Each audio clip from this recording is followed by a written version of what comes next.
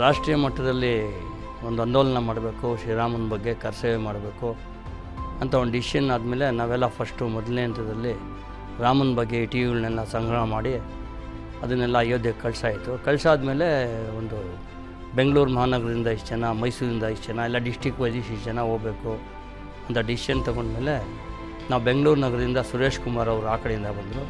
ಆ ಬೆಂಗಳೂರು ನಗರ ಭಾಳ ದೊಡ್ಡದಾಗಿರಲ್ಲ, Bengaluru south north ಅಂತಿತ್ತು. ನಾವು ನಾರ್ತ್ ಡಿವಿಷನ್ ಬಂದ್ವಿ. ಸೌತ್ ಡಿವಿಷನಿಂದ ಸುರೇಶ್ ಕುಮಾರ್ ಅವರು ಆ ಕಡೆಯಿಂದ ಬಂದರು. ನಾವು ಈ ಕಡೆಯಿಂದ ನಾವು 15 ಜನ ಸುಮಾರು ಅಯೋಧ್ಯೆಗೆ ಟ್ರೈನಲ್ಲಿ ಹೊರಟ್ವಿ. ಅದು ಟ್ರೈನು ಡೈರೆಕ್ಟ್ ಇರಲ್ಲ, ಇಲ್ಲಿಂದ ಮಡ್ರಾಸ್ಗೆ ಹೋಗಿ ಮಡ್ರಾಸಿಂದ ಹೋದ್ವಿ. ಅಯೋಧ್ಯೆ ಹೋಗಬೇಕು ಅಂತ ಹೊರಟ ಮೇಲೆ ನಾವು ಅಯೋಧ್ಯೆಗೆ ಹೋಗಿಲ್ಲ, ಡೈರೆಕ್ಟಾಗಿ ಹೋಗಿ ಕಾಶಿಲಿ ಟ್ರೈನ್ ಇಳಿದ್ಬಿಟ್ಟು ಕಾಶಿಲಿ ಟ್ರೈನ್ ಇಳಿದ್ಬಿಟ್ಟು ಅಲ್ಲಿ ಗಂಗಾ ನದಿ ಪಕ್ಕದಲ್ಲಿ ಕಲ್ ಮೇಲೆ ಕೂತ್ಕೊಂಡಿದ್ವಿ. ಅಲ್ಲಿಂದ ಯಾರೋ ಅಲ್ಲಿ ಲೋಕಲ್ ಅವರು ನಮ್ಮ ಸಂಘದ ಕಡೆಯಿಂದ ನಿಯೋಜನೆ ಆಗಿರ್ತಕ್ಕಂಥವ್ರು ಬಂದು ಕರ್ಕೊಂಡು ನಮ್ಮನ್ನು ಕಾಶಿಯಿಂದ ಬೇರೆ ಕಡೆ ತೊಗೊಂಡೋಗಿ ಬಚ್ಚಿಟ್ಟು ನಮ್ಗೆ ಊಟ ತಿಂಡಿ ಎಲ್ಲ ಕೊಟ್ಟರು. ಊಟ ತಿಂಡಿ ಆದಮೇಲೆ ಅಲ್ಲಿ ನಮ್ಮ ಥರ ಭಾಷೆ ಇಲ್ಲ. ಅಲ್ಲಿನ ಭಾಷೆ ಏನಂದರೆ ಕಿಲೋಮೀಟ್ರ್ನ ಬದಲು ಅವರು ಕೋಸ್ ಅಂತಾರೆ. ಇಷ್ಟು 1.5 ಕಿಲೋಮೀಟ್ರಿಗೆ ಒಂದು ಕೋಸ್ ಅಂತಾರೆ. ಬಹುತ್ ದೂರ ಅಯೋಧ್ಯೆ, 40 ಕೋಸೆ, 100 ಕೋಸೆ. ಅಲ್ಲಿಂದ ಒಂದು ನಡ್ಕೊಂಡು ನಾವು 220 ಕಿಲೋಮೀಟ್ರು. ಅಲ್ಲಿಂದ ಕಳ್ತನಗಳಲ್ಲಿ ಇವರೆಲ್ಲ ನದಿಗಳ ಮೇಲೆ ಹಳ್ಳಿಗಳಿಂದ ಹಳ್ಳಿಗೆ ಕರ್ಕೊಂಡು ಹೋಗೋರು, ಎಲ್ಲ ಹಳ್ಳಿಗಳಲ್ಲಿ ಊಟ ಅರೇಂಜ್ ಮಾಡಿದರು, ನಮ್ಗಿರೋಕ್ಕೆ ಜಾಗ ಕೊಡೋರು. ಆಮೇಲೆ ನೈಟಲ್ಲಿ ನಮ್ಮನ್ನು ನಡ್ಸ್ಕೊಂಡು ಹೋಗೋರು. ಡೇಲಿ ಕರ್ಕೊಂಡೋಗಿ ಕೆಲವು ಡೇರೆಗಳಲ್ಲಿ ಅಲ್ಲಿ ಇಲ್ಲಿ ಬಚ್ಚಿಬಿಡೋರು ನಮ್ಮನ್ನು. ಈ ಥರ ನಡುವೆ 3 ದಿನ ಆದಮೇಲೆ ನಾವು ಅಯೋಧ್ಯೆಗೆ ಹೋಗಿ ಸೇರಿಕೊಂಡ್ವಿ. ಅಯೋಧ್ಯೆಗೆ ಸೇರ್ಕೊಂಡ್ಮೇಲೆ ನಾನು ನನ್ನ ಮಿತ್ರ ಅಂತ ರಮೇಶ, ಲಕ್ಷ್ಮೀಪತಿ, ರಾಜ ಒಂದು 15 ಜನ ಹೋಗಿದ್ವಿ. ಅದರಲ್ಲಿ ಒಂದು 6 ಜನ ಮಿಸ್ ಆದವು. ನಾವು 4 ಜನ ಬಾಬರಿ ಮಸೀದಿ ಅಂತಾರೆ ಅದ್ರ ಮೇಲೆ ಎಕ್ಬಿಟ್ವಿ. ಮೇಲೆ ಎಕ್ಬಿಟ್ಟು ಹೊಡೆದಿದ ತಕ್ಷಣ ಅವಾಗ ಮುಲಾಯಂ ಸಿಂಗ್ ಯಾದವ್ ಮುಖ್ಯಮಂತ್ರಿ, ಆಜಮ್ ಖಾನ್ ಅನ್ನೋರು ಅಲ್ಲಿನ ಹೋಮ್ ಮಿನಿಸ್ಟ್ರು. ಅವ್ರು ಹೋಮ್ ಮಿನಿಸ್ಟ್ರು ಹೆಲಿಕಾಪ್ಟ್ರಲ್ಲಿ ಬಂದರು. ನಾವೆಲ್ಲ ಹೊಡೆದು ಕೆಳಗಿಳಿತಾ ಇದ್ವಿ. ಫೈರಿಂಗ್ ಆರ್ಡರ್ ಕೊಟ್ಬಿಟ್ರು. ಫೈರಿಂಗ್ ಆರ್ಡರ್ ಕೊಟ್ಟಿದ ತಕ್ಷಣ ಜನರೆಲ್ಲ ದಿಕ್ಕಾಪಾಲ ಆಗಿಬಿಟ್ರು. ಸಿಕ್ಕಾಪಟ್ಟೆ ಫೈರಿಂಗು, ಸಿಕ್ಕಾಪಟ್ಟೆ ಜನ ಸತ್ತೋದ್ರು. ಸರಯೂ ನದಿ ಹತ್ರ ಎಲ್ಲ ಹೋಗಿ ಹೆಣ್ಗಳು ಬಿತ್ತು. ಅಲ್ಲಿಂದ ತಪ್ಪಿಸ್ಕೊಂಡು ಇಷ್ಟೊಂದು ಹೆಣ ಆಯಿತು ಅಂದರೆ ಬೆಳಿಗ್ಗೆ ನಾವೆಲ್ಲ ಫ್ರೆಶನ್ ಹೋಗಬೇಕು ಅಂತಿದ್ವಿ. ಅಯೋಧ್ಯೆ ಕಡೆಗೆ, ಶ್ರೀರಾಮನ ದೇವಸ್ಥಾನ ಕಡೆಗೆ ಫ್ರೆಶನ್ ಹೋಗಬೇಕು ಅಂತ ರೆಡಿ ಆಗ್ತಾಯಿದ್ವಿ. ಸುಮಾರು ಜನ ಸ್ಟೇಟ್ ವೈಸು ಒಂದೊಂದು ರಾಜ್ಯದವರು ಒಂದೊಂದು ಕಡೆಯಿಂದ ಬರಬೇಕು, ನುಗ್ಗಬೇಕು ಅಂತ ಪ್ಲ್ಯಾನ್ ಮಾಡೋಷ್ಟೊತ್ತಿಗೆ ಇವರು ಹೋಮ್ ಮಿನಿಸ್ಟ್ರು ಬಂದು ಫೈರಿಂಗ್ ಆರ್ಡ್ರ್ ಕೊಟ್ಬಿಟ್ರು.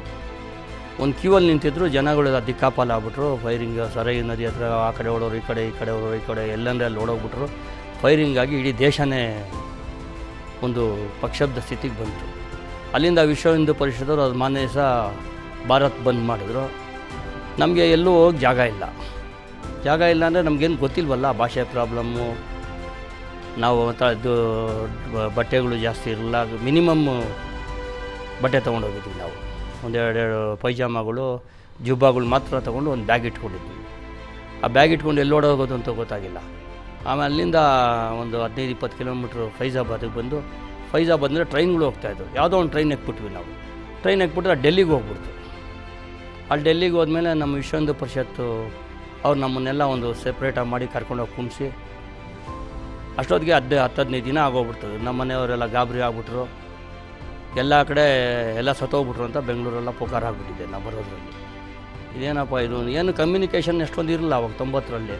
ಯಾವುದೇ ಟಿ ವಿ ಮಾಧ್ಯಮಗಳಾಗಲಿ, ಫೋನ್ಗಳಾಗಲಿ, ಮೊಬೈಲಾಗಲಿ, ಬರೀ ಲ್ಯಾಂಡ್ಲೈನ್ ಮಾತ್ರ ಇರೋದಷ್ಟೇ ಆವಾಗ.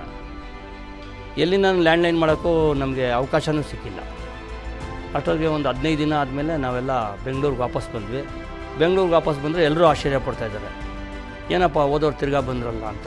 ಆ ರೀತಿ ಒಂದು ದೊಡ್ಡ ಅನುಭವ ಆಯಿತು. ಸುಮಾರು 1000 ಜನ ಸತ್ತರು.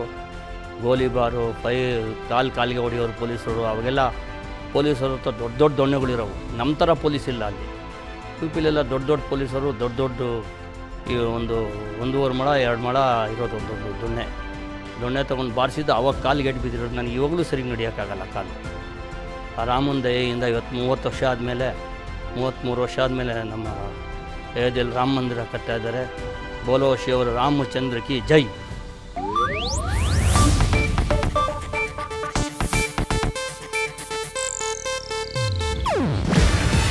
ಇದು ಏಷ್ಯಾನೆಟ್ ನ್ಯೂಸ್ ನೆಟ್ವರ್ಕ್ ಪ್ರಸ್ತುತಿ. ನೀವು ನೋಡ್ತಿದ್ದೀರಾ ಏಷ್ಯಾನೆಟ್ ಸುವರ್ಣ ನ್ಯೂಸ್.